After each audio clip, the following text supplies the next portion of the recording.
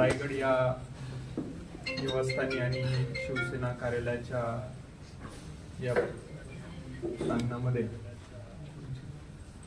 शिवसेनेचे सचिव आणि आपल्या तालुक्याचे भूमिपुत्र आदरणीय रामजी रेपाळे साहेब, या तालुक्याचे सन्माननीय कार्यसम्राट आमदार आदरणीय शरददादा सोनवणे, व्यासपीठावरील सर्व मान्यवर मंडळी आणि सर्व जिल्हा परिषद बारो तांबे गटातील सर्व सहकारी संघटनेतील सर्व कार्यकर्ते, सर्व मित्र परिवार, सर्वांचं मी मनापासून स्वागत करतो. खरं तर मी आदरणीय दादांचे प्रथमतः आभार व्यक्त करतो, कारण होऊ घातलेल्या जिल्हा परिषद आणि पंचायत समितीच्या निवडणुकीच्या निमित्तानं दादांनी ज्या काही गोष्टी या 15-20 दिवसात, महिन्याभरात घडल्या, त्या एक नेता म्हणून खऱ्या अर्थानं समजून घेतल्या.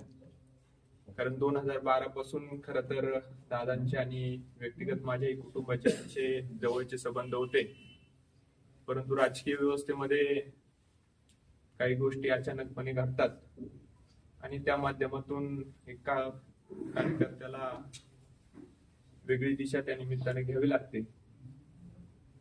आणि आज जेव्हा पुन्हा वेळ आली त्यावेळेस दादांनी खऱ्या अर्थानं कुठलाही पुढचा मागचा विचार न करता त्यांच्या असलेल्या सर्व संघटनेतील कार्यकर्ते असतील, तेही माझे मित्रच आहे पूर्वीपासूनचे, तर सर्वांना विश्वासात घेऊन आदरणीय जिल्हा परिषदेला सुनीताताई बोराडे खरं तर या शिवसेना परिवारातीलच होत्या, परंतु माझी पत्नी नीलम असेल, आमच्या दुसऱ्या भगिनी बिवाडी गावच्या सरपंच कमलताई असतील, यांना संधी दिली. त्याबद्दल मी सर्वप्रथम सचिव रामजी रेपाळे साहेब आणि दादांचे मनापासून आभार मानतो. त्याचप्रमाणे आमच्यावर विश्वास ठेवून आपण सगळे मंडळी एकजुटीने या ठिकाणी आलात आणि संघटना किती महत्वाची असते आणि एक संघटना काय करू शकते याचं उत्तर खऱ्या अर्थानं याच्या भविष्य काळामध्ये आपल्या सर्वांना सिद्ध होऊन द्यावं लागेल. ज्या कार्यकर्त्यांनी खऱ्या अर्थानं आम्हाला समजून घेतलं आणि या कुटुंबात स्थान दिलं, त्या कार्यकर्त्यांचा मी विशेषतः आभार मानेल.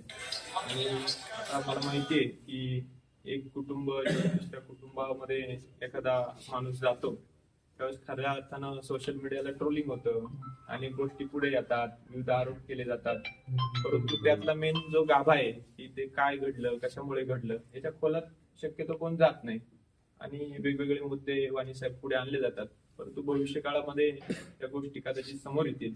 परंतु माझी आपल्या सर्वांना विनंती आहे, याचं सगळ्याचं एकच उत्तर असेल की आपण सिद्ध होणं फार गरजेचं आहे. आणि म्हणून दादांनी त्या ठिकाणी विश्वास देतो की जो विश्वास तुम्ही आम्हा मंडळींवर ठेवलाय, तो विश्वासाला पात्र ठरण्याची जबाबदारी आणि जिम्मेदारी आमच्या सर्वांची त्या निमित्तानं राहील. एवढ्या या ठिकाणी